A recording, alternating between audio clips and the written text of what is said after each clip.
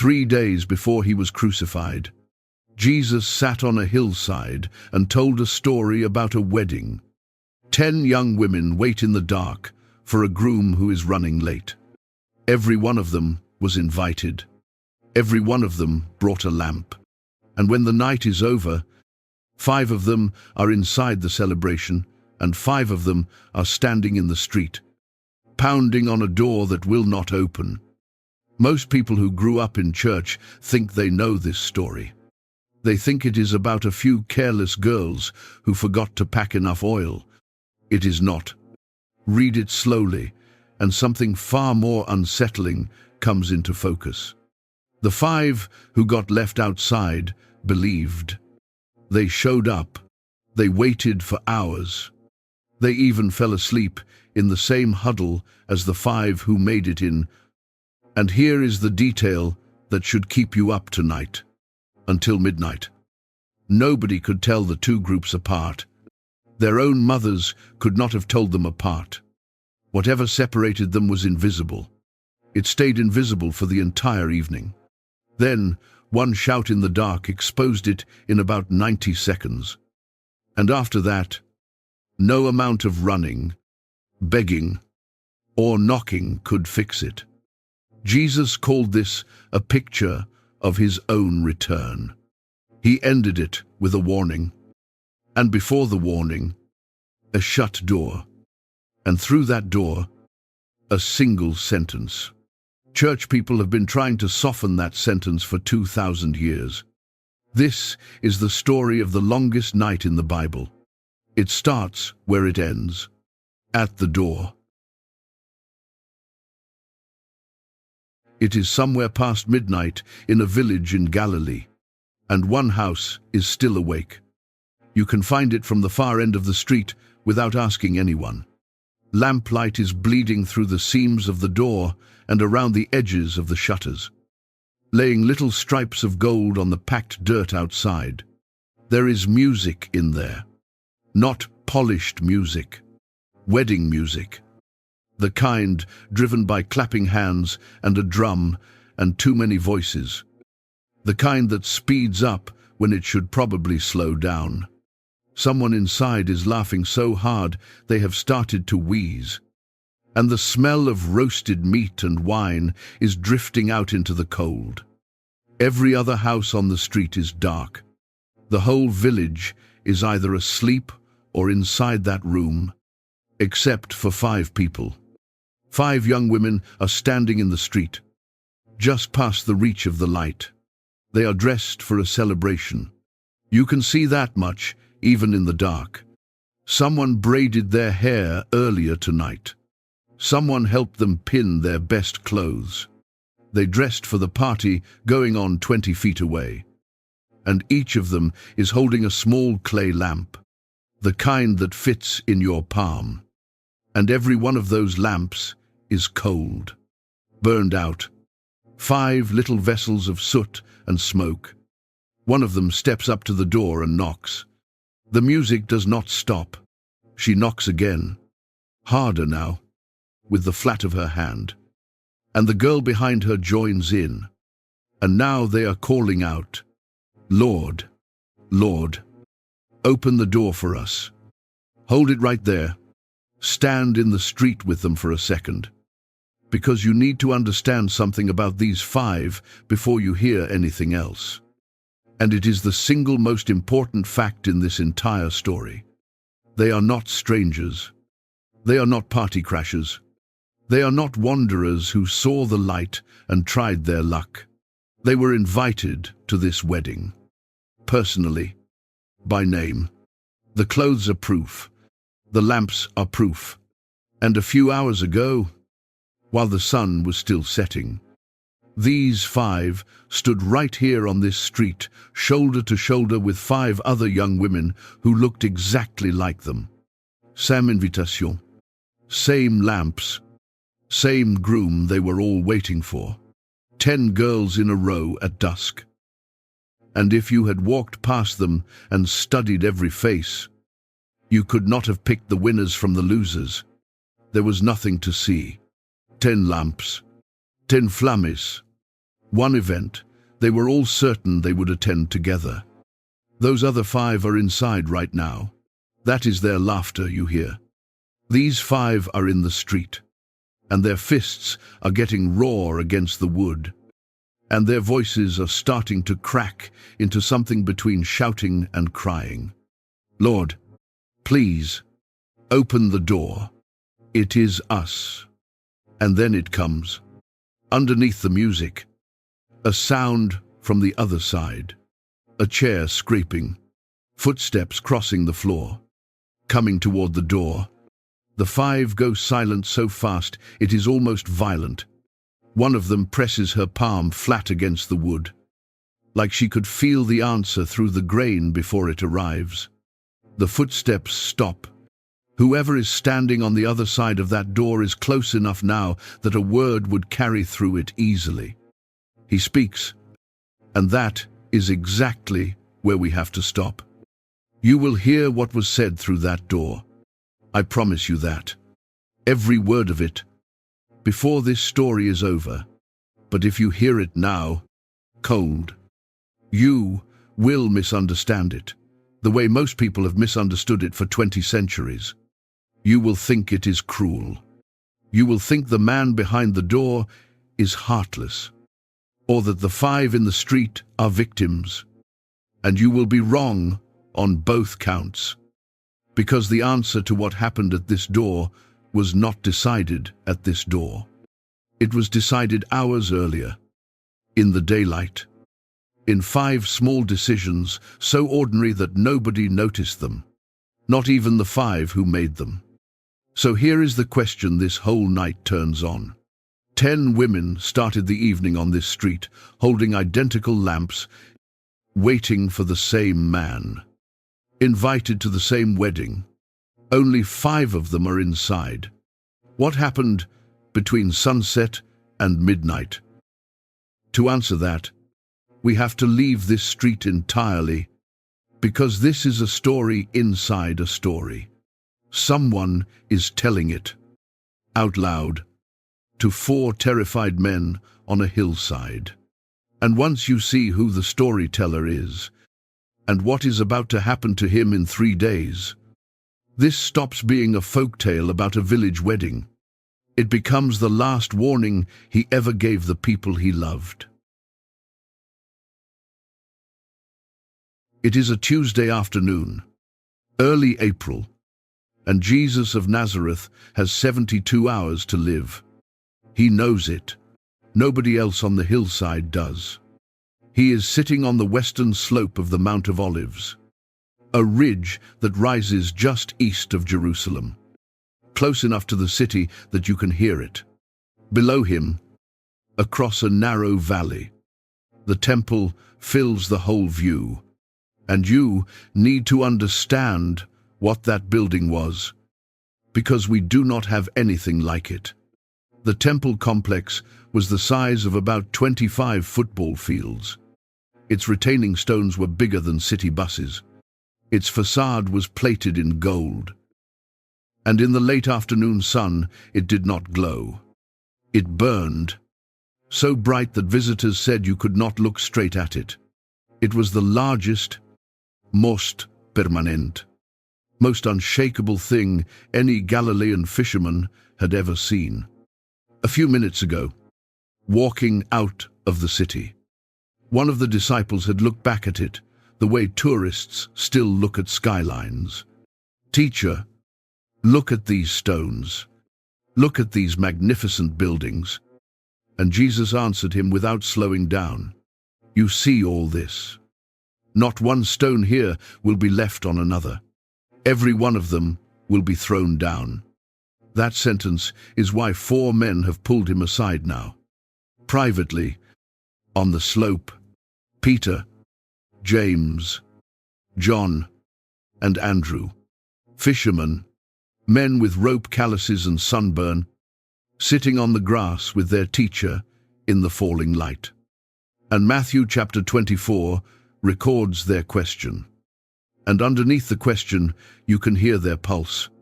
"Tell us, when will these things happen? And what will be the sign of your coming and of the end of the age. Look at what they are actually asking for. They want a date, a calendar, a warning sign posted far enough in advance that nobody gets caught off guard.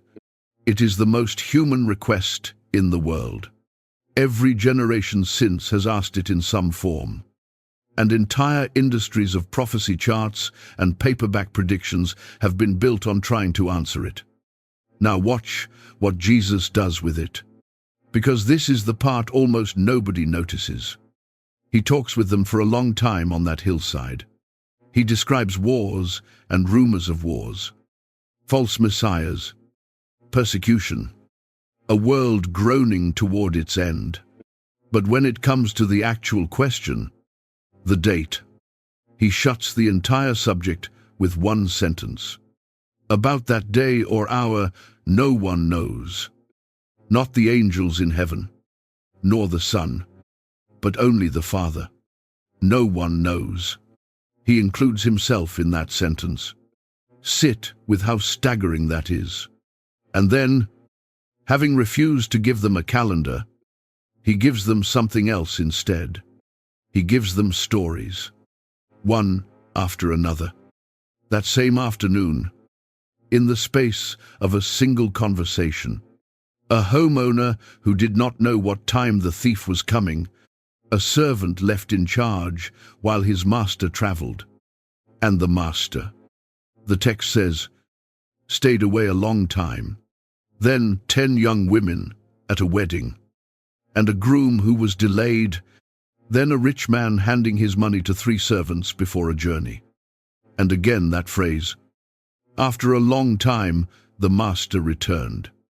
Do you see it? Line the stories up, and they are all the same story wearing different clothes. Someone in authority leaves. He is gone longer than anyone expected. And the entire weight of every single parable lands on one question. What did you do during the delay? Here is something worth knowing about ancient teachers.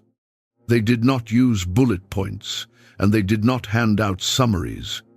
When they wanted to underline something, they repeated it. Say a thing once, and it is a comment. Say it 4 times in one afternoon. 4 different ways, as some of your final recorded words. And it is not a comment anymore. It is a flashing red light. Jesus spent his last teaching session on earth saying one thing over and over to the 4 men closest to him. I am leaving. I will be gone longer than you think. The gap is the test. And now feel the full weight of the scene, because this is what turns a parable into a farewell. The man telling these stories about a long absence is 3 days from being arrested, tried, and executed. He is not describing a hypothetical. Friday afternoon he will be dead. The absence he keeps circling is his own. And he is watching 4 faces that have no idea it is coming. And he chooses, of all things, a wedding story. The happiest event village life had to offer. An event built entirely around one moment. The arrival of the groom. He takes the brightest picture in their world and he puts a shut door in the middle of it. There is a detail from later that Tuesday night that deserves more attention than it gets. When Jesus described the servant waiting through his master's long absence, he said the master might come back in the evening, or at midnight, or when the rooster crows, or at dawn, within 72 hours. Every one of those watches of the night would pass over his own disciples. Evening in an upper room. Midnight in a garden where 3 of these same 4 men could not stay awake 1 hour. A rooster crowing over Peter's shattered denial. Dawn before a Roman governor. He was not speaking in riddles. He was telling them their own schedule. So this is the room, so to speak, where our story is born. 4 frightened men. A doomed teacher. A golden temple about to fall. and a question about dates that gets answered with a wedding. Then the kingdom of heaven, he says, will be like 10 virgins who took their lamps and went out to meet the bridegroom. The hillside goes quiet. Somewhere below them, Jerusalem is lighting its evening fires, and 10 young women pick up their lamps and step out into the dusk. The sun is going down over a village in Galilee, and 10 young women are stepping out of 10 doorways into the biggest night of the year. You can hear the village before you can see it. A wedding in a place like this was never a private event. It swallowed everyone. Work stopped early. Ovens had been going since morning. Children were underfoot in the lanes. Wild, with the particular energy of kids who know bedtime rules, have been suspended. Somewhere across the village, the groom was finishing his preparations.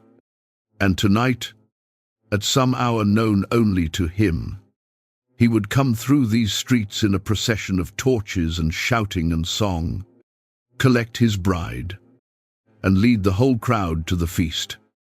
And these 10 had a place in that procession. They were the young, unmarried women of the village, the bridesmaids, the welcoming party. When the groom appeared, they would meet him with their lamps burning and join the parade in a river of small flames. That was the job. Light the way. Be there when he comes. So look at them now, gathering in the dusk, and count everything they have in common. All 10 were invited. All 10 said yes. All 10 got dressed for it. And you can smell the wedding on them, the scented oil in their braided hair, the good clothes pulled out of chests where they lay folded all year. All 10 are carrying lamps. All 10 believe the groom is coming tonight. All 10 plan to walk through the door of that feast before morning. 10 girls, 1 street, 1 purpose, and excitement coming off them like heat. Stand there at sunset and study every face. Take your time. You are looking for the 5 who will end this night sobbing in the street. And I will save you the trouble. You cannot find them. There is no marker. Nobody in this group is sneering at the wedding. Nobody is skipping it. Nobody forgot her lamp on the kitchen table. Whatever divides these 10, it does not show up in a face, or an outfit, or an attitude, and it will not show up for hours. That detail is not decoration. That detail is the story. Because we need to be honest about what Jesus is doing with these 10 characters, and it cuts deeper than the version most of us grew up with. This is a parable about the kingdom of heaven, and every single person in it is a waiting person. All 10 are oriented toward the same groom. If Jesus had wanted to tell a story about believers versus scoffers, insiders versus outsiders, he knew how to do that, and he did it elsewhere. A man builds on rock, another builds on sand. Wheat grows next to weeds. Sheep here, goats there. This story refuses to give us that comfort. Here there are no scoffers. There are 10 women who all showed up for the same wedding. And the line that matters is going to run straight down the middle of the welcoming party itself. Picture 10 voices singing the same song at the same gathering, and every voice in tune. That is where this story starts. That should change the temperature in the room already.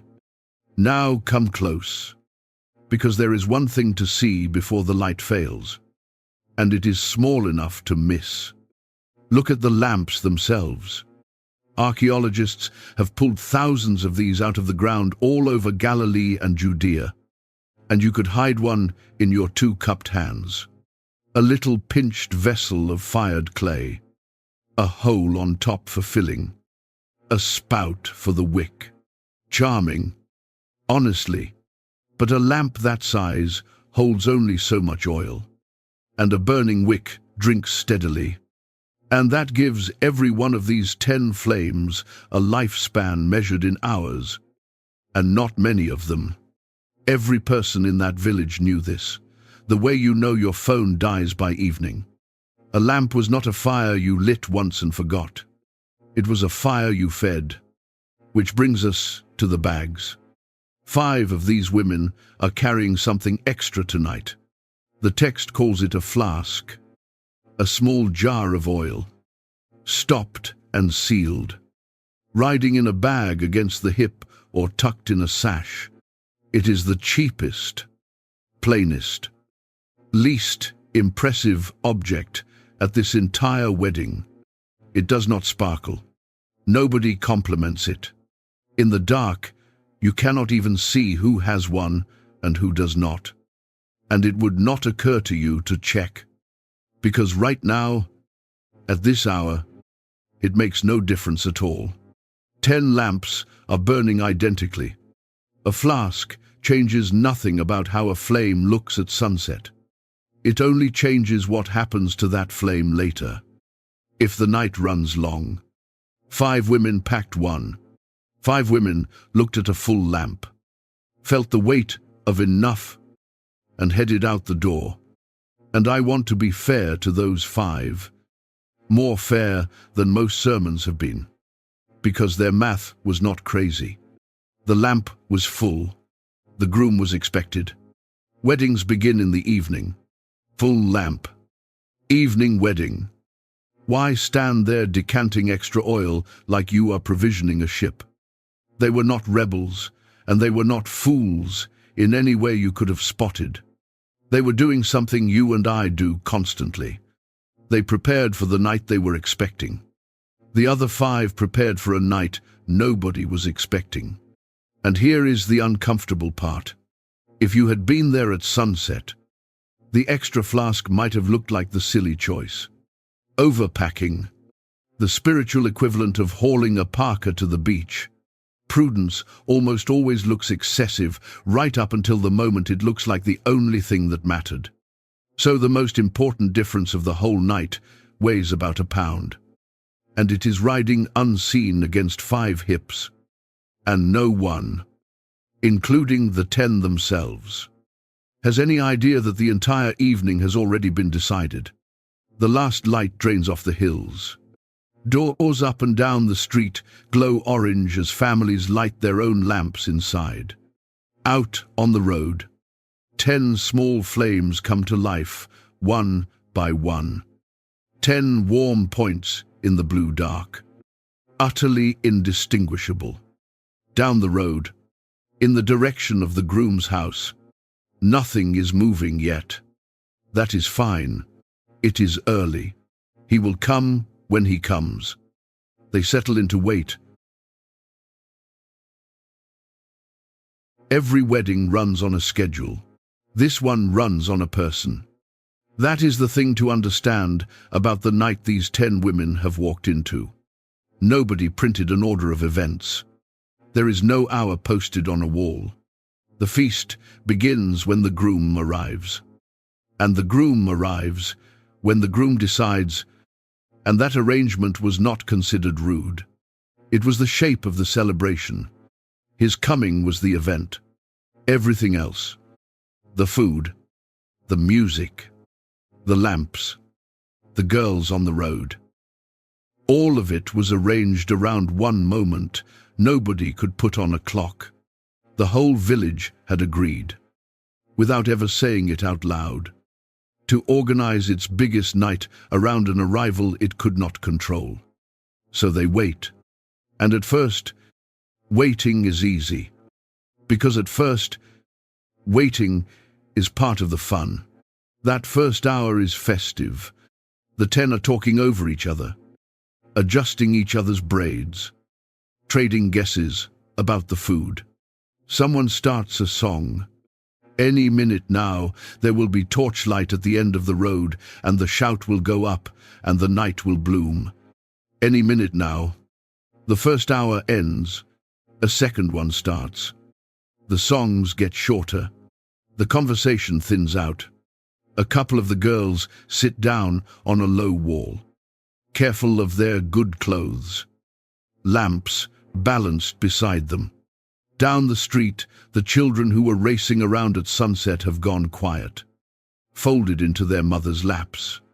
Somebody asks what time it is, in whatever way people ask that before clocks. And somebody else says what people always say. Soon, he is coming.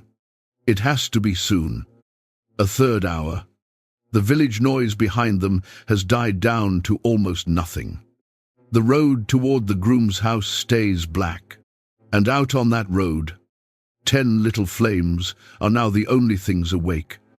And if you listen very closely, each one is making a sound, a faint, vet, working sound.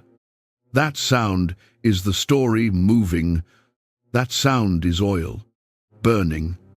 Matthew gives the turn of this night 4 words in English. The bridegroom was delayed. Just that. He does not say why. Scholars have guessed at reasons, and the text stands there, refusing to hand over any of them. And I think the silence is deliberate. Because the reason is not the point. The 10 on the road do not get a reason either. All they get is a road with no torches on it, an evening bleeding into night, and a question that grows a little heavier every hour. What do you do when the moment you organized everything around does not come when it was supposed to? You know this feeling. Everybody knows this feeling. It lives in airports, in that specific misery of a departure board that says delayed with no new time attached, where you cannot leave and you cannot settle. You can only exist in the terminal, checking a screen that refuses to blink. It lives in hospital waiting rooms, when the surgery was supposed to take 2 hours and you are deep into hour 4, and every set of footsteps in the hallway snaps your head up, and the not knowing starts doing things to your body that are almost physical. A delay is never neutral. A delay is a slow tax, and it collects from you hourly. And what it collects is whatever you brought with you. Patience first, then energy, then attention. And on this particular road, in this particular story, the delay is collecting something you can actually watch. Look at the lamps again. Nothing dramatic has happened to them. Every flame on that road is still burning. All 10. And that is precisely the trouble. Because burning is spending. Every quiet hour of nothing happening. Each of those little clay vessels has been draining. Steadily. Silently. At the same rate for the girl who has a flask against her hip, as for the girl who does not. The delay is not treating the 2 groups differently. It cannot. It does not know who packed what. It just keeps collecting, hour after hour, from all 10 alike. Which brings us to the thing this entire story pivots on, and I want to put it as plainly as I can. The delay did not create the difference between these 10 women. The delay revealed it. The difference was already standing on that road at sunset, sealed inside 5 small flasks, invisible to everyone. If the groom had come early, in that first festive hour, while all 10 lamps were fat with their first filling, there would be no story. All 10 girls sweep into the feast on a river of light. All 10 dance until morning, and nobody ever learns who packed extra oil and who did not, because the night never got long enough to ask. Read that again slowly. 10 happy endings were entirely possible here. The 5 who end this night locked out were not doomed at sunset by some flaw in their desire. They wanted this wedding. They were dressed for it. On a short night, they make it in, every one of them. But the night is not short, and as it stretches, The two kinds of preparation on that road begin to pull apart. Silently, with no one watching. The 5 with flasks are carrying an answer to a question that has not been asked yet. The 5 without are carrying a full lamp that is quietly becoming a half-full lamp, on its way to becoming something else. They were not unprepared for the beginning of the night. They were unprepared for how long the night might last. Hold on to that sentence. It is the closest thing this story has to a key, and it will unlock more than one door before we are done. Because the groom in this parable is not the only one who has ever seemed slow in coming. And midnight, on a village road, is not the only place where waiting has quietly measured what people brought with them. For now, the road is dark, and the hour is late. Very late. And the 10 have run out of songs, and out of guesses, and nearly out of night. Their eyes are heavy. The lamps burn low and steady beside them. And one by one, all 10 of them do the most natural thing in the world. The thing you have been told, your whole life, that half of them would never have done. They fall asleep. Come back to the door for a moment. Midnight has already happened there. The music is playing. The 5 are in the street, and their knuckles are on the wood. Listen to what they are saying this time. Not just knocking, calling, Lord, Lord, open the door for us. Hear it clearly, because every word of that plea is doing work. They know whose house this is. They know whose feast this is. They are not yelling, hey, or hello, or let us in. They are using a title. The title, the word a servant uses for a master and a bride's family uses for the man of honor. Lord. They say it twice. The way you repeat a name when you are certain the person inside knows you. The way you knock on a friend's door, not a stranger's. There is faith in that word. There is familiarity in that word. These 5 believe, right down to their bones, that they belong on the other side of that door, and they are appealing to the one person with the power to open it. And the door stays shut. Why? What was missing? It was not the title. They got the title right. It was not desire. Nobody pounds on a door at midnight without desire. Whatever was missing, you will not find it at the door. So leave the 5 there, fists raised, and travel back up the night one more time. Because the answer is buried a few hours earlier, in a verse that almost nobody preaches. Matthew chapter 25, verse 5. The bridegroom was a long time in coming, and they all became drowsy and fell asleep. All. Read it again if you need to. Because most of us have carried around a different version of this story our entire lives. In the version we absorbed, the wise girls are wise because they stay vigilant. Eyes on the road, faithful sentries at their post, while the foolish girls doze off. It feels right. It preaches clean. It is also not in the Bible. The text says, all 10 got drowsy. All 10 went down. The 5 with flasks on their hips slept just as deep as the 5 without, side by side on that low wall. Shawls pulled tight against the cold. 10 lamps burning low beside 10 sleeping girls. If you walked that road at 11 that night, the wise and the foolish looked exactly alike one more time, even unconscious. You could not tell them apart. And here is what should stop you. When the story reaches its end, when 5 of these sleepers are inside the feast and the door is shut behind them, the groom never mentions the sleeping. Not one word of it.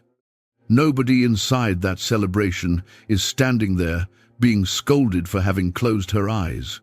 The 5 who made it in are 5 girls who fell asleep on the job. And they made it in anyway. Which means Jesus built something into this parable that the fear-based version of Christianity has never known what to do with. He built in permission to be human. Think about who is telling this story and what he knows about the men hearing it.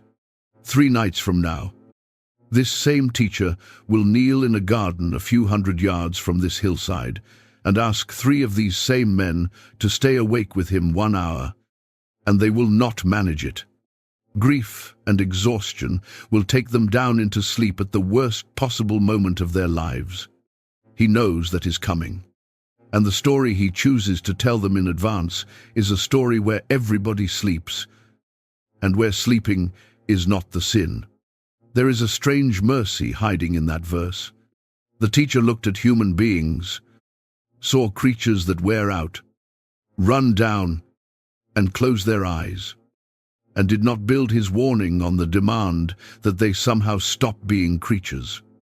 So, if the whole night comes down to readiness, and the ready ones slept, then we have to let this story rewrite the word for us.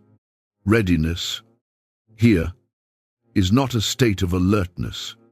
It is not white knuckles and caffeine and scanning the horizon until your eyes bleed. Vigilance of that kind has a shelf life measured in hours. Nobody holds it for a long delay. Nobody was ever meant to. Watch the 5 with the flasks instead, because they are showing you something better. They checked their lamps. They felt the weight of the oil at their side. And then they lay down on a stone wall in the middle of the biggest night of the year and drifted off. And I want you to see that for what it is. That is not negligence. That is peace. They could afford to sleep, because the question midnight was going to ask had already been answered. Back at home, in daylight, when they packed, their readiness was not something they were doing. It was something they had done. It kept working while they dreamed. The other 5 slept the same sleep on the same wall. The difference is what their sleep was resting on. Nothing but a burning lamp and an assumption, spending itself quietly beside them in the dark. Readiness that depends on you staying awake is not readiness. It is a countdown. So let the picture settle. A village road past 11 at night. 10 young women asleep in a row, breathing slow, braids coming loose. 10 small flames wavering beside them, each one a little smaller than it was an hour ago. Down the road, nothing. Stillness on the houses. Stillness on the hills. The kind of thick country silence where a dog barking 2 villages over sounds close. Into that silence, at the darkest fold of the night, a voice. It starts far away. One voice, down the road, ragged with excitement. Then a second voice. Then torchlight. Somewhere past the last house, throwing shadows that jump and swing. And then the words themselves, rolling up the street like a wave. He is here. The bridegroom is here. Come out to meet him. 10 bodies jolt awake in the dark. You know that jolt. Heart slamming before your eyes are open. Hands moving before your mind catches up. For one long second, nobody knows where she is. Then it lands on all of them at once. The road, the wedding, him. He is actually coming. Now, and the whole street is erupting. Doors banging open. Sleepy voices shouting. The village lighting up window by window. And right here, freeze it. 1 second after the cry. Look at the 10 girls on the wall. They are still identical. All 10 hearts pounding. All 10 scrambling up. all 10 reaching for their lamps in the same motion. Joy on every face, the same joy, because this is the moment all 10 of them came for. And not one of them is thinking about oil. This is the last second of the whole night that the 10 will ever look alike. It has been true since sunset. It has about 90 seconds left to live. Matthew says it in one line. Then all the virgins woke up and trimmed their lamps. All of them. Again, watch how precise this is. All 10 do the exact same thing. 10 thumbs and forefingers pinch away the burned crust of wick. 10 hands tilt 10 clay vessels toward the flame to feed it. It is the same motion, the right motion, the practiced motion. Every one of them has done 1,000 evenings of her life. At the moment of testing, the foolish do not freeze, do not run, do not do anything wrong. All 10 respond correctly, and 5 of the lamps say yes, and 5 of the lamps say no. 5 flames climb, steady and bright, fat with fresh oil from 5 little flasks, and 5 flames gutter. They jump, thin out, go blue at the root, throw a curl of smoke. 5 girls tilt their lamps further, shake them gently, hear the small dry slosh of almost nothing, tip them again, and the flames sputter lower, because a wick with no oil is just a piece of rope on fire, and it is finishing. Feel the sequence in their chests. Joy first, then confusion, because the lamp always works. It worked all night. Then the tilt, the shake, the listening, then the look down the road at the torches coming closer, then the look at the 5 bright flames beside them, then understanding, arriving all at once, with the weight of a stone. The cry at midnight did not divide these 10 women. Understand that clearly. The cry has no such power. It carries no verdict, plays no favorites. It is just an announcement that the waiting is over. What the cry did was ask one question, out loud, to everyone at once. Are you ready now? Not, were you ready at sunset? Everyone is ready at sunset. Now, at midnight, at the far end of a delay, nobody chose. With him actually in the street, and the answer had been packed. Or not packed. Hours ago, in 10 different houses. In the daylight. Midnight did not decide anything. Midnight only turned on the light and showed everyone what was already true. 5 girls stand in rising torchlight, holding steady flames. 5 girls stand next to them holding fire that is visibly dying. Watching it happen. Doing the math no one can unknow. The procession is close now. Music, drums, a crowd of voices. Minutes away at most. And the 5 turn to the 5 beside them, the girls they grew up with, and say the most reasonable, most human, the most heartbreaking sentence of the whole night. Give us some of your oil. Our lamps are going out.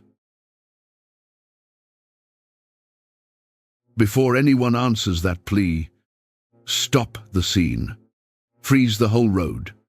The torches mid-flicker, the drums mid-beat, and walk over to the wall where 2 lamps are sitting side by side. One belongs to a wise girl. One belongs to a foolish girl. Look at them. Really, look. Because these 2 objects are about to explain the entire parable.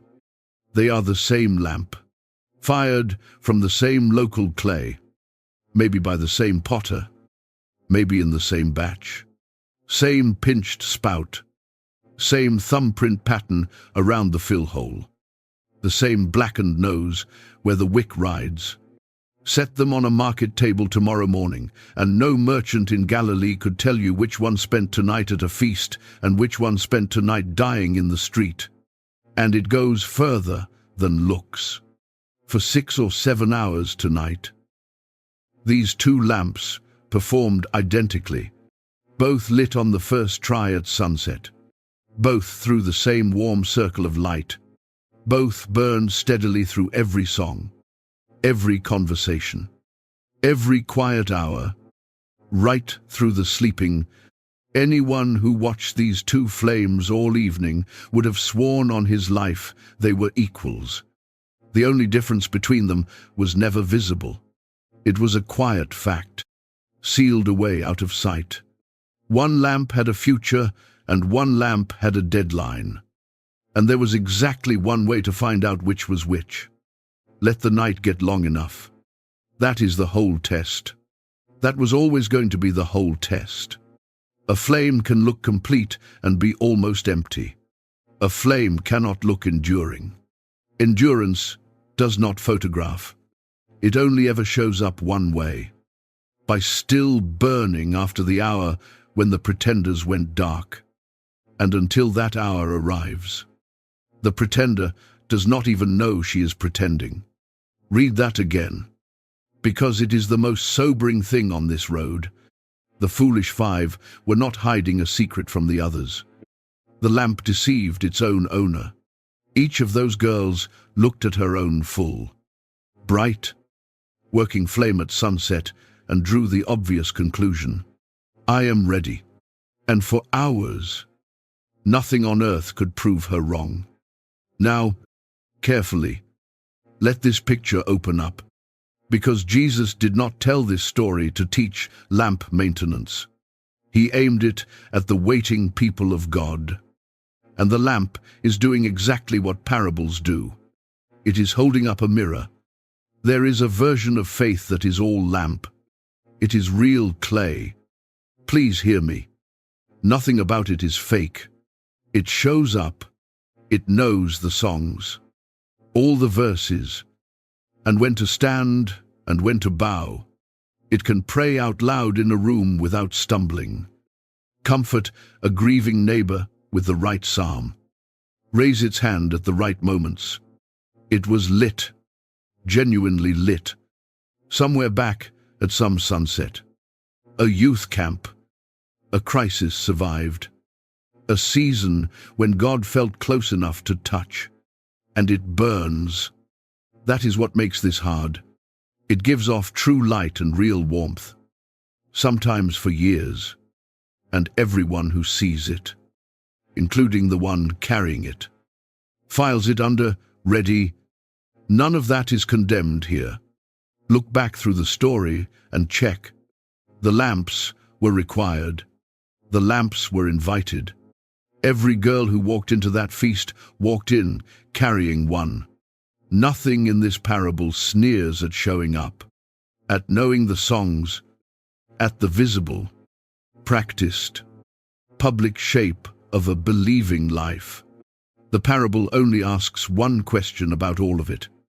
The question nobody asks about a burning lamp. What is feeding this? Because the flame does not live on clay. It does not live on the wick, or the potter's skill, or the beauty of the light it gave off last year. It lives on something else, something hidden in the body of the vessel. Something that does not perform and cannot be seen and gets consumed quietly every single day, and either gets replenished or does not. 2 believers can sit in the same pew singing the same hymn, and hidden inside those identical hours there can be 2 entirely different futures. And neither one of them knows it yet, and neither one is lying. The delay knows. The delay always finds out. Give any flame enough uneventful hours, enough silence from the road, enough nights when nothing arrives and nothing confirms and nothing rewards, and it will tell you the truth about what it was running on. Some fires go out in the waiting. Some fires are still burning at midnight.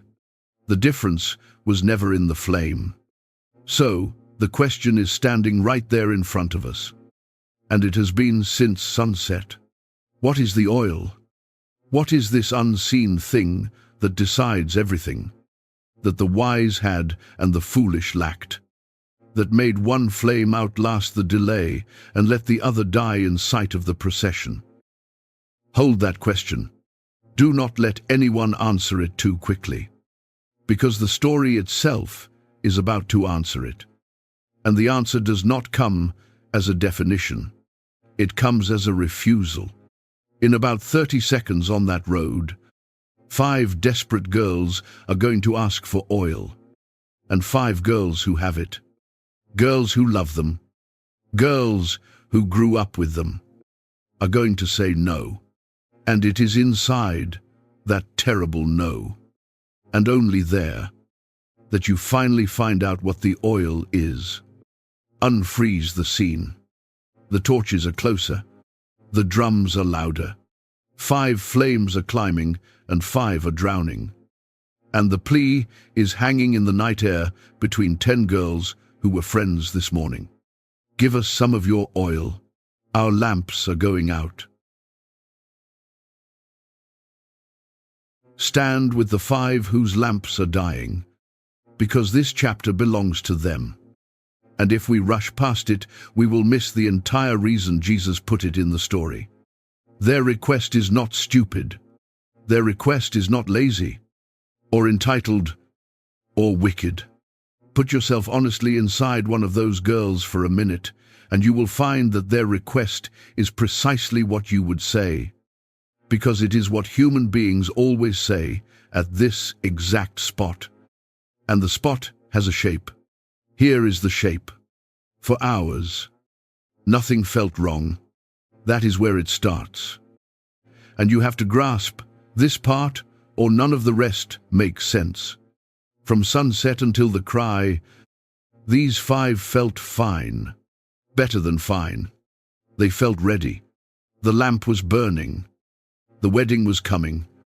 The evidence of their own eyes said, all is well. And every hour that passed without incident confirmed it. A shortage you have not hit yet does not feel like a shortage. It feels like enough. It feels exactly, precisely, indistinguishably like enough. Right up until the moment it does not. Nobody on that wall spent the evening uneasy. The crisis arrived with no warm-up, no drumroll, no gathering sense of dread. It went from invisible to undeniable in the time it takes a flame to gutter twice. And when it hit, watch what it did to time. At sunset, these girls had all the time in the world. Suddenly, they have minutes, maybe less. And a problem that was hours in the making has to be solved before the procession reaches the door. That is the cruelest arithmetic of the whole night. The shortage accumulated slowly, drop by drop through the whole evening, and revealed itself all at once. Slow leak, a sudden flood. Problems built over a long time do not consent to being fixed in a moment. But a panicking heart does not know that yet. A panicking heart believes, has to believe, that there is still a move available. Some move, any move, right now. So they reach for the nearest one. And the nearest one is standing right beside them, holding a full flask. Give us some of your oil. Hear everything folded inside those 6 words. Hear the intimacy first. These are not strangers. This is the girl whose mother taught your mother to bake. The girl you walked to the well with 1,000 mornings. The girl whose secrets you know. If anyone will save you, surely it is her. Hear the reasonableness. We are not asking for everything.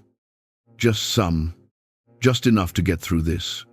Surely between 5 full flasks there is a margin. Surely readiness this close to us can be shared.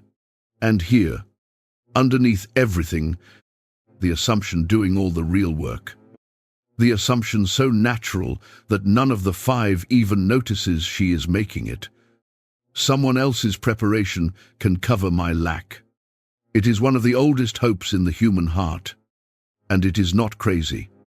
Because in most of life, it works. We are carried by other people's preparation constantly. Other people's studying becomes the doctor who saves you. Other people's savings become the loan that floats you. Other people's faithfulness holds up churches, marriages, whole families. And half the warmth in any believing community is exactly this. The strong covering the weak, the full pouring into the empty. These girls have lived their whole lives inside webs of borrowing and lending, of neighbors covering neighbors. Of course, they ask. Asking has always worked before. So do not stand over these 5 and shake your head. Kneel next to them, because you have been one of them, and so have I. Everyone has stood in some version of that road, holding some version of that dying lamp. The exam that is tomorrow morning after a semester of coasting, the marriage conversation that finally arrives after years of silence, when the account is empty and the interest is due, the habit you always meant to break, the courage you always meant to build, the prayer life you always assumed you would get serious about. And then the phone rings, or the diagnosis lands, or the door of some decisive moment swings open, and you reach inward for the reserves you assumed were there, and your hand closes on fumes. And in that instant, every one of us does what these 5 did. We look around, wild-eyed, for someone close whose fullness might cover our empty. Give us some of your oil. It is the most understandable sentence in this entire parable, and it receives the most devastating answer. And the answer does not come from the groom, or from God, or from some stern voice out of heaven. It comes from the 5 girls standing closest to them, the ones who love them, the ones holding exactly what they need. They say no. No, they said. There may not be enough for both us and you. Instead, go to those who sell oil and buy some for yourselves. Let yourself flinch at that. You are supposed to. 2,000 years of readers have hit this verse and pulled up short, because it sounds wrong in the mouth of anyone Jesus calls wise. These are the heroines of the story. 5 girls clutching their flasks while their friends stand begging in the dark. Everything else Jesus ever taught seems to run the other way. Give to the one who asks you. If someone takes your shirt, hand over your coat too. Sell what you have. Share with the poor. The whole current of his teaching flows toward open hands. And then here, at the tensest moment of his own parable, the people he praises close theirs.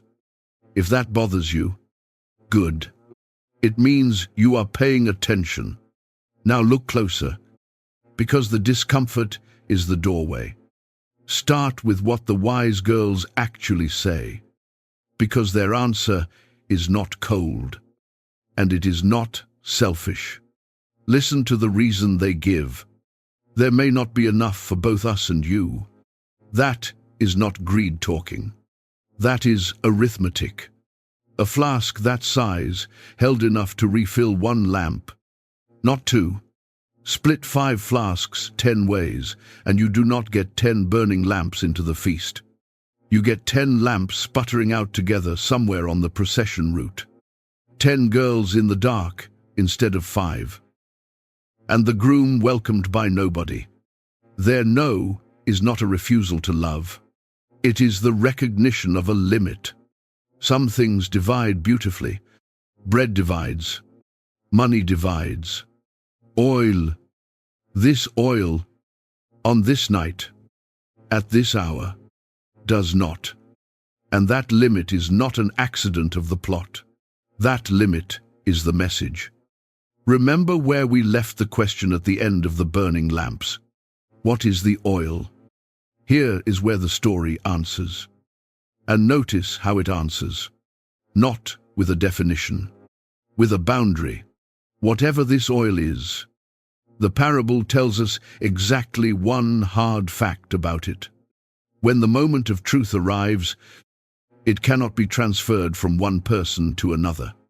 That is the fact the whole scene is built to teach.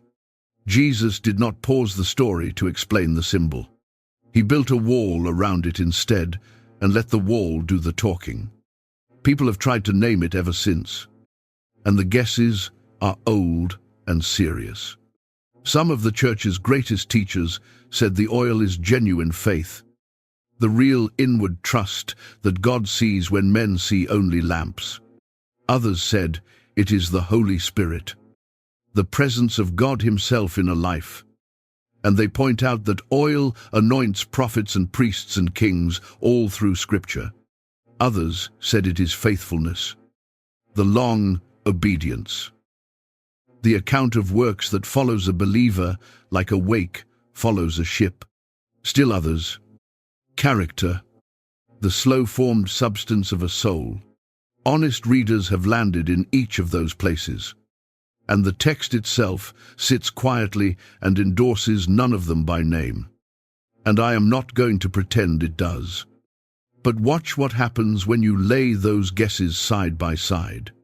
Run the test. Faith, the real kind. Can your mother hand you hers at midnight? The Spirit of God dwelling in a person. Can your friend loan you his?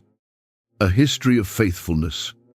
Years of prayers prayed and choices made. Can anyone transfer that account into your name in 90 seconds on a dark road? Character. Every single candidate. Every serious answer anyone has ever proposed fails the transfer test in exactly the same way.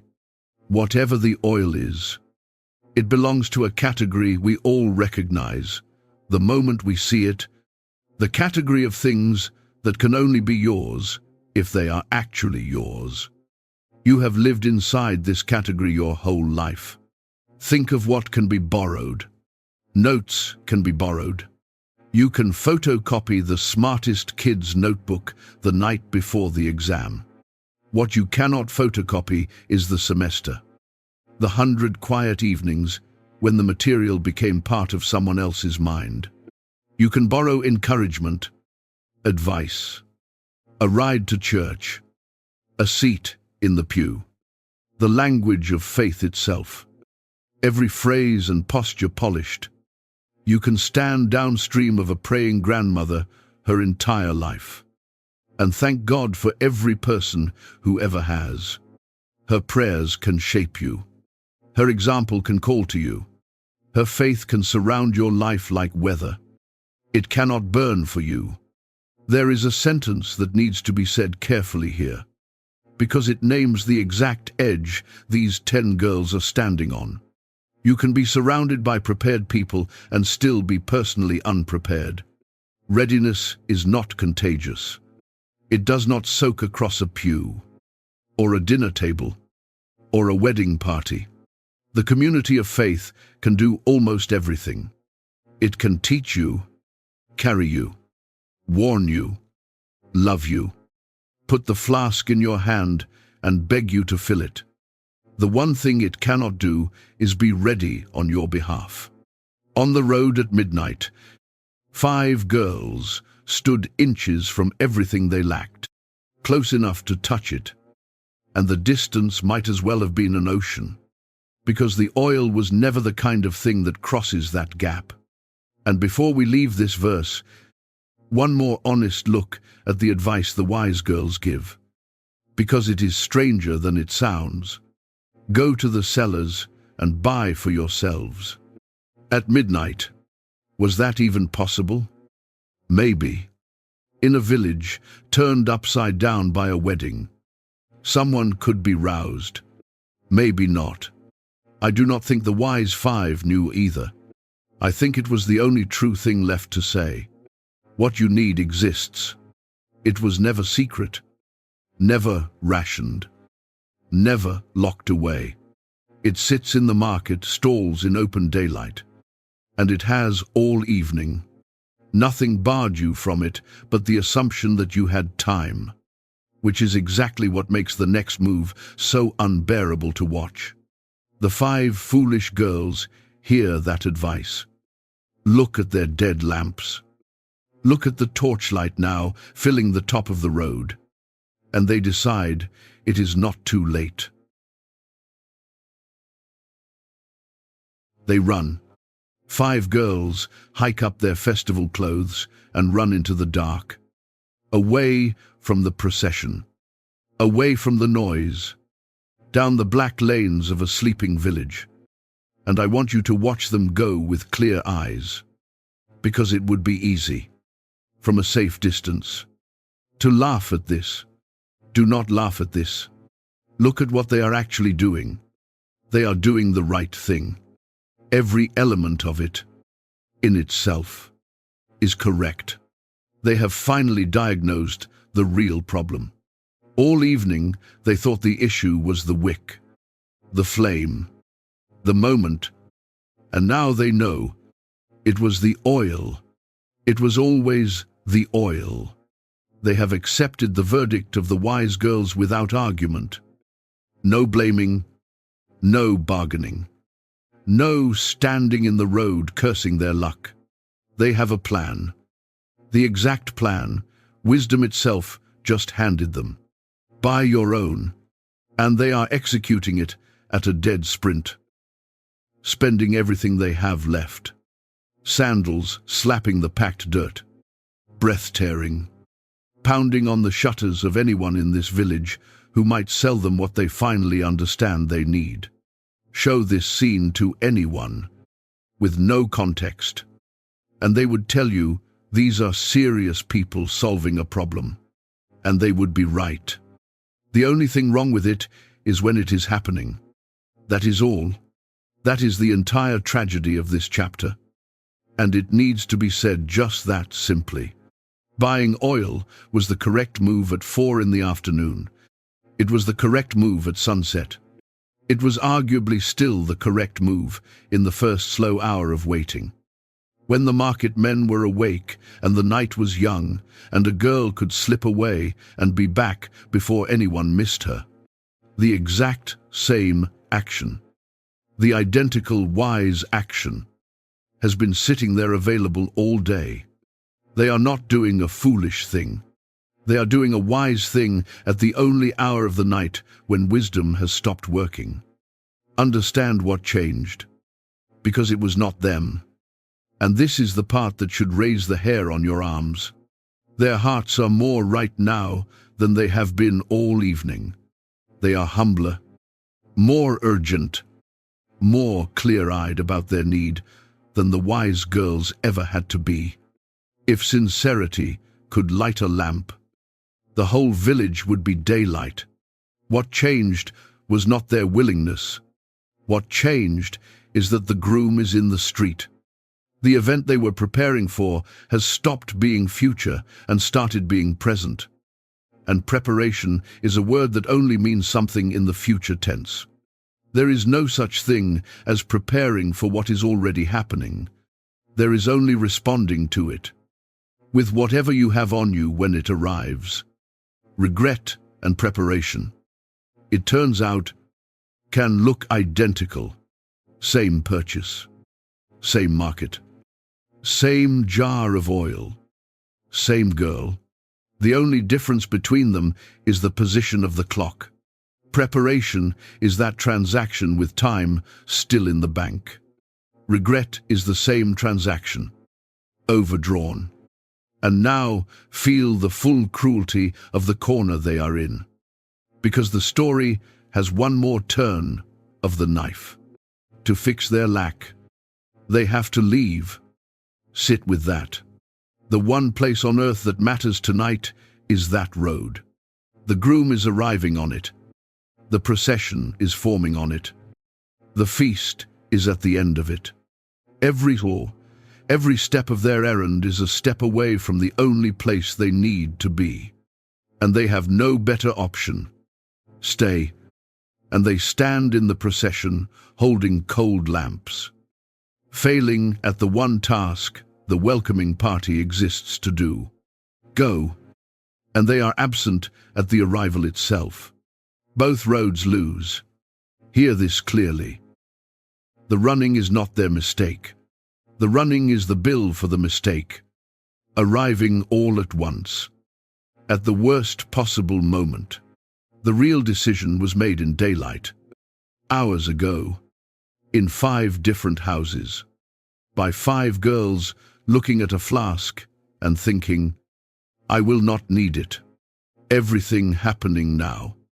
The sprint, the pounding on shutters, the choosing between 2 ways of missing him. All of it is just that daylight decision, finally being paid for. An unprepared person is not someone who ends up with no options. An unprepared person is someone who ends up choosing between bad ones. So they vanish into the lanes. 5 festival dresses swallowed by the dark, their voices getting smaller, calling at doorways. Is anyone awake? Please. We need oil. We can pay. And back on the road, they left. The torchlight crests the hill, and the drums come up the street, and the singing gets loud enough to rattle shutters. He is here. Matthew writes it in one line. While they were on their way to buy the oil, the bridegroom arrived. No thunder in that sentence. No trumpet. Read it again and notice what is missing. There is no pause in it. No glance down the dark lanes. No voice asking, wait, are we missing anyone? The story does not even slow down. The groom comes, and the night simply goes on being the night. And that quietness is the most frightening thing in the whole parable. Because look at what the arrival is like for the people standing on the road. It is everything they waited for. The torches pour up the street in a river of fire, and the drums are inside your chest now. And the whole village empties out of its doorways into the noise. There he is. After all the hours, all the guessing, all the burned oil. There he is, laughing, surrounded, home. The 5 girls with burning lamps step out to meet him, and their little flames join the torchlight. And it turns out that is all the job ever was. Be there, with light. When he comes, they fall in with the procession. Somebody grabs somebody's hand. The music picks up speed the way wedding music does, and the crowd sweeps up the street to the house of the feast. And the doors stand open, and gold, light, and noise, and the smell of the banquet come rolling out to meet them, and the 5 walk in with him. Matthew says it gently. Those who were ready went in with him to the wedding banquet. That is the whole reward. And it is everything. In with him. Inside the light. Inside the music. Inside the joy they had been leaning toward since sunset. The waiting is over, and it ended well. And no one inside that room is thinking about the road anymore. Stay outside for a moment. Stand in the empty street and look at it. Scuffed dirt where 10 girls sat all evening. A low stone wall, still holding a little of the day's warmth. 5 abandoned spots where 5 lamps burned down to nothing. The procession noise fading into the house. The street settling back into silence. And far off, in the lanes, too far away to matter now, the faint sound of knocking on shutters, of young voices asking someone, anyone, to sell them what they need. They are doing the right thing at this very moment. That is what you have to hold in your mind as you stand there. Right now, somewhere in that dark village, 5 girls are being more diligent than they have been all night. And it is achieving nothing, because the event they are finally preparing for is finishing without them. And then Matthew ends the verse with 4 words. And the door was shut. Somebody inside pushed it closed. That is all that happened. Mechanically speaking, a door, a hand, a frame, the ordinary sound of wood meeting wood, a sound that house had made 10,000 times before that night and would make 10,000 times after. Nobody slammed it. Nothing in the text suggests anger or drama or even a decision anyone agonized over. The guests were in. The feast was on. The night air was cold. You shut the door. It is the most unremarkable act in the entire story. So why has that one line been echoing for 20 centuries? Why do readers who have forgotten every other detail of this parable remember that the door was shut? Because a door is never just wood. A door is a statement about time. And this door has been making 3 different statements all night long. And it is worth standing in front of it long enough to hear all 3. Early in the evening, that open door was a promise. It stood at the end of the night, like the period at the end of a sentence. Every one of those 10 girls sat down on that wall, knowing exactly where the evening was headed. Through that doorway, into that room. The open door was why the waiting was bearable, why the delay was survivable, why you could doze off on a stone wall in the cold and still feel lucky. Something wonderful was scheduled, and the door stood open, holding the schedule. Through the long middle of the night, the open door became an opportunity. This is the part we have to be honest about, because the story has been honest about it all along. That door stood open through every single hour of the delay. It was open when the lamps were full. It was open when the first girl yawned. It was open, hour after patient hour, while 5 flasks sat in the market and 5 girls sat on a wall, assuming they had time. Nothing about that doorway was hidden, or locked, or rationed. The whole tragedy of this night ran its course in front of an open door. And then, in 1 second, with one push of one hand, the door began saying a third thing. And the third thing is the one nobody wants to hear.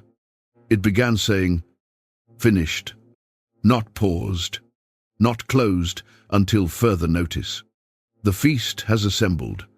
The waiting is over. And everything the waiting made possible is over with it. Here is what I need you to see about that shut door. And it changes the entire flavor of the fear. The horror of this moment is not that the groom is cruel. Read the story again from the top and look for the cruelty. You will not find it. Nobody was tricked. Nobody was ambushed. The wedding was announced. The invitation was real, and it had their names on it. The requirement, a burning lamp, was known to every girl on that road, and was fully, easily, within reach of all 10 of them. The oil was in the market all day, in daylight, for the price of a little foresight. The delay itself, hour after slow hour, was, in one sense, a mercy. Every one of those hours was another hour. The door stood open. Another hour a girl could have said to herself, "You know what? Let me go, make sure." The door did not close 1 second before the feast required it to. Heaven's patience, in this story, outlasted the sunset, outlasted the evening, outlasted midnight itself. What the shut door announces is not cruelty. It is finality.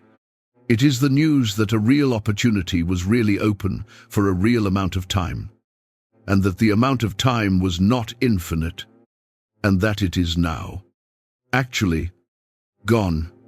And if that lands on you with a weight that cruelty would not have, you are feeling it correctly. We know how to process cruelty. We rage at it, appeal it, tell ourselves the judge was unjust. Finality gives us nothing to push against. The door is not angry at the 5 girls. The door is just shut. Scripture has seen this door before. Once. In the oldest story of waiting judgment we have, God told a man to build an ark. And for years, while the boat went up plank by plank in the middle of dry land, the message stood there in public view, plain as lumber. And the door of that ark stood open.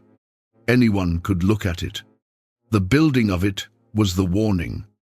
Decades of warning. Patient past all reason. And when the rain finally came, Genesis records the closing in 4 quiet words that should sound familiar by now. The Lord shut him in. The same hand that had waited so long was the hand on the door. That is how these doors close in Scripture. Never early, never in a rage, just finally, at the true end of a long patience. And then the rain is simply the rain. Back in Galilee, the feast is finding its rhythm. Inside, light and music. Outside, a street returning to stillness, and the door standing in its frame, and the night getting colder. And then, from down the lanes, footsteps, running footsteps, getting closer. They are coming back. And look closely, because the detail will break your heart. There is oil in their hands, small jars, clutched tight, paid for with who knows what, pleading at whose window. They found it. Somewhere in that sleeping village they actually found it. And if you struck a light right now, 5 lamps could burn. Every piece is finally in place. The girls are here. The lamps are here. The oil is here. The willingness has never been more real. They come up the street breathless, straight to the door, and stop. You have stood here before. This is where our story began. In the dark, outside the music, watching 5 women raise their fists to the wood. Only now you know what the knocking costs. Now you know about the flasks and the sunset, about the long delay and the sleep that was not the sin, about the cry at midnight and the no that could not have been yes, about the errand through the dark lanes. Now you know everything that door knows. They knock. Lord, they call, Lord, open the door for us. You have heard this twice now. The first time, at the start of our story, it was a mystery. The second time, it was a question. Now hear it complete. The whole scene, beginning to end. Because this is the moment the entire night has been moving toward. And you finally know enough to stand in it. 5 girls at a shut door. Oil in their hands. Bought too late. Dead lamps hanging from their fingers. On the other side of the wood, the feast they were invited to. The friends they grew up with. The groom they waited all night for. And they knock. And they call him Lord. And they say it twice. And everything about the plea is sincere. Please hear that. There is no performance left in these 5. Whatever was casual in them at sunset burned off hours ago. They believe he is in there. They believe he can open the door. They believe they belong inside. At this moment, on this doorstep, their theology is correct, and their desire is desperate, and their humility is total. The chair scrapes. The footsteps cross the floor. He is close now, just on the other side, a hand's width of wood away. And he says, "Truly, I tell you, I do not know you. Let it land.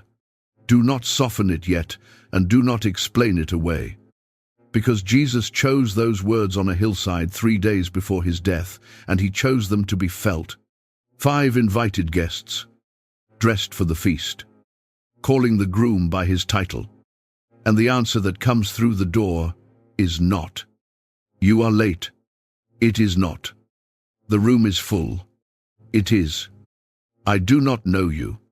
Now, carefully, let us find out what that sentence means.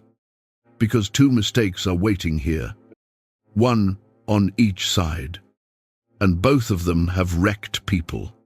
The first mistake is to hear it as a lie or a technicality. Of course he knows them. We think, this is a village. Everybody knows everybody. He has seen these girls at the well, at the market, at every festival since they were children. He likely knows their names, their families, their houses. If knowing means recognizing a face, the sentence is false on its face. And Jesus does not put false sentences in the mouth of the figure who stands for himself. So the word is doing something deeper. And Scripture tells us exactly what, all through the Bible. No is relationship language, covenant language, the warmest and heaviest word in the vocabulary. Adam knew his wife. The Lord says of Israel, "You only have I known of all the families of the earth." And he did not mean he was unaware the other nations existed. Jesus says, "I am the good shepherd. I know my sheep, and my sheep know me." In that grammar, to know someone is to share a history with them, a bond, a belonging that has been lived in. And so the sentence through the door is not a claim about information. It is a statement about relationship. It means, you are not of this feast. There is no history between us of the kind this door opens for. You waited near me all night, and I was never actually yours, and you were never actually mine. They had his title. He was looking for a history. And before anyone dismisses that as one dark verse read too hard, you should know that Jesus said it twice. Earlier in this same gospel, Matthew chapter 7, he described another door, another crowd, another day. Many will say to me on that day, "Lord, Lord, did we not prophesy in your name? And in your name drive out demons and perform many miracles?" And then I will tell them plainly, "I never knew you." Look at the resume in that verse. Not girls with empty lamps this time. Preachers, miracle workers, people with his name all over their accomplishments, and the same word, Lord, said twice, and the same answer coming back. The parable is not an outlier. It is the second telling. And when this teacher says a thing twice, by now you know what that means? He is underlining. Line the 2 scenes up and watch what they eliminate together. Correct words at the door did not open it. In either scene. Right location did not open it. The 5 were exactly where the waiting people of God were supposed to be. All night. Association did not open it.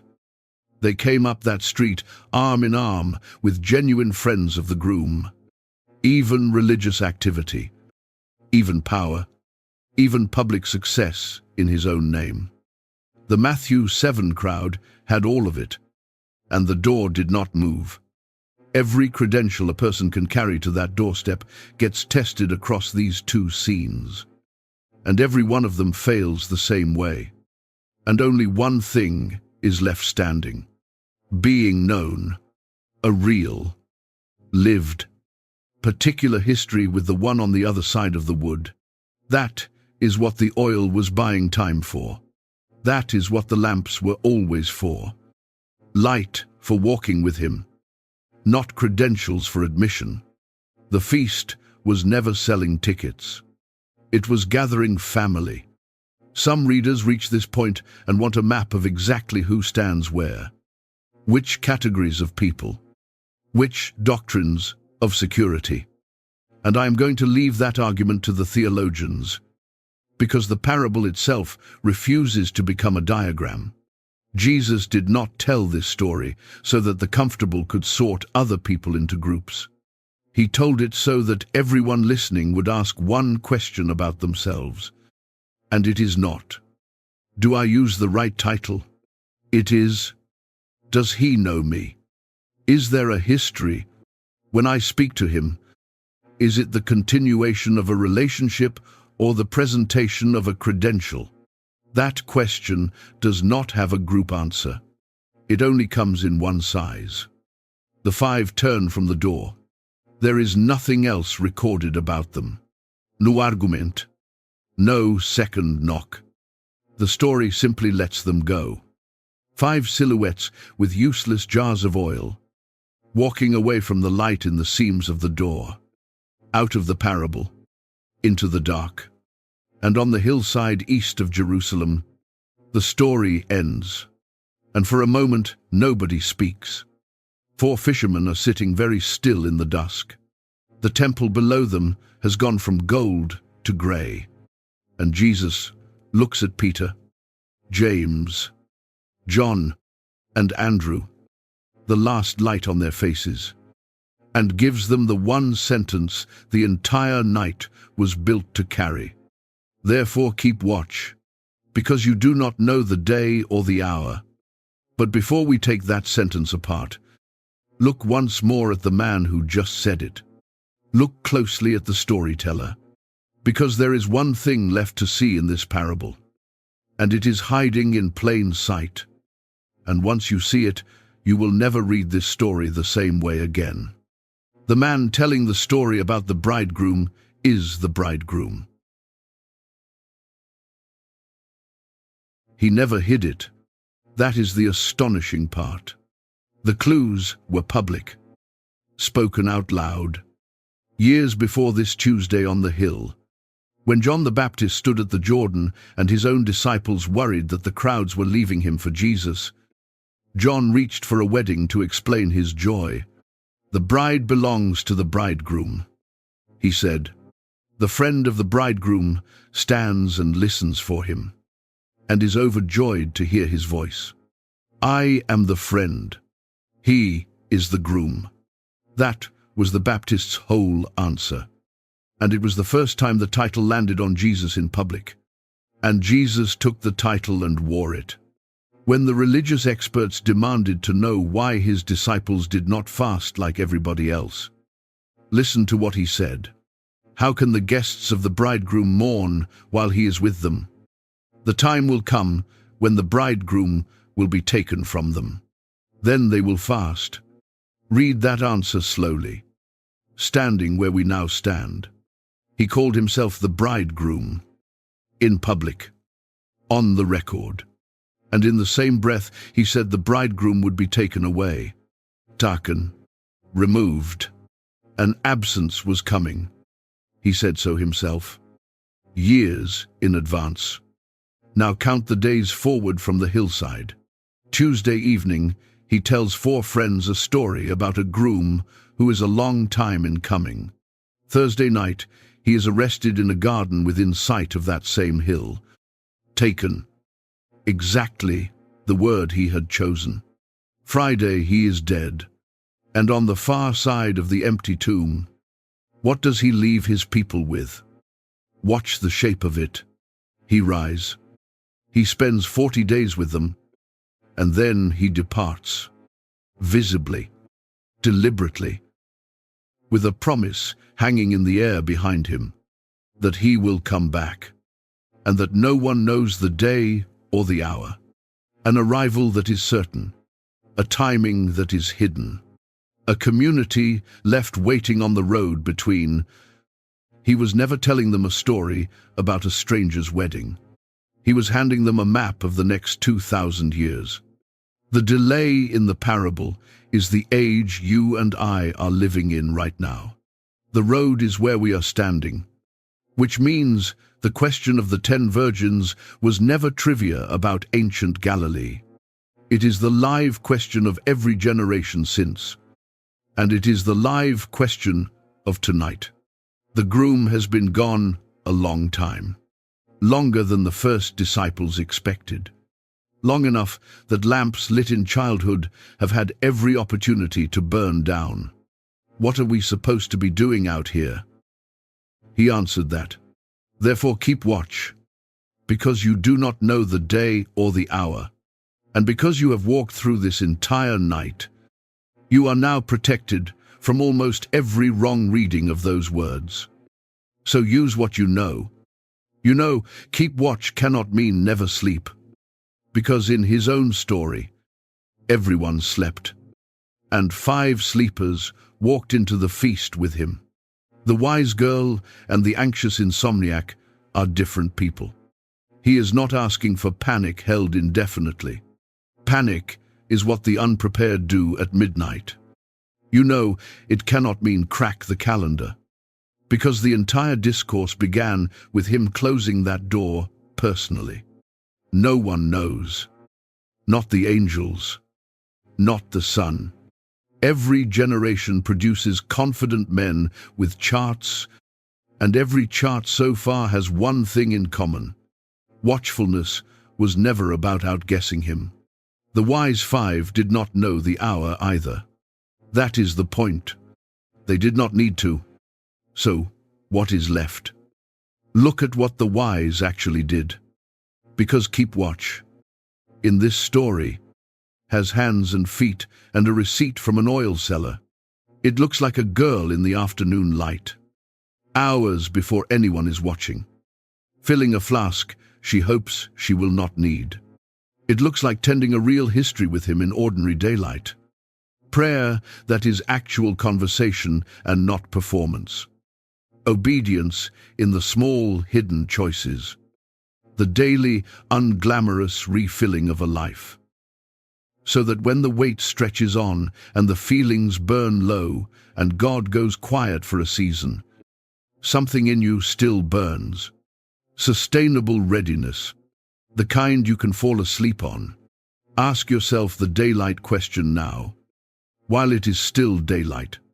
If the night ran long, if the emotion that lit my lamp years ago burned all the way down, what in my life would still be burning? Is there oil, or is there only flame? And now, the last thing, because the Bible does not leave the picture of the shut door as its final word on doors. And what it does instead is almost too good. 60 years after that hillside, the risen Jesus speaks to his churches in the book of Revelation. To one congregation in particular that thought it was rich and ready and needed nothing. Lukewarm believers, burning lamps, low oil. And to those people, of all people, he gives one more picture of himself. And here it is. Behold, I stand at the door and knock. If anyone hears my voice and opens the door, I will come in and eat with that person, and they with me. Stop. Look at what just happened to the parable. In the story, they stood outside his door, knocking. Too late. In Revelation, he stands outside your door, knocking, right now. The whole image has been turned inside out, and every terrible element of the wedding night comes back transformed. The door in the story was shut by the feast. This door can be opened by you. The knocking in the story went unanswered. This knocking is his. Patient. Present tense. Ongoing. Even the meal comes back. I will come in and eat with that person. The feast arriving at your address. Tonight, ahead of schedule. There are 2 doors in this story. and you need to know which one you are living in front of. The door of the parable belongs to a night that has not come yet. The door of revelation is the one in front of you as these words reach you. And on the outside of that door, this very hour, stands the bridegroom himself. And he is the one knocking. That is why he told the story at all. Feel the mercy in the timing of it. He did not describe the shut door to people standing outside. He described it 3 days early. To friends he was about to leave, so that no one who heard him would ever have to stand there. A warning before the fact is not a threat. It is a gift. It is the sound of someone who wants you inside. 10 young women walked out into the dusk with their lamps, and only 5 of them came home through the door. And the difference between the 2 groups was decided while the sun was still up. For you, right now, reading this, hearing this, the sun is still up. He told the story while there was still time. He is telling it to you at the same hour. And the hand that shut the door in the parable is, tonight, the hand knocking gently on yours.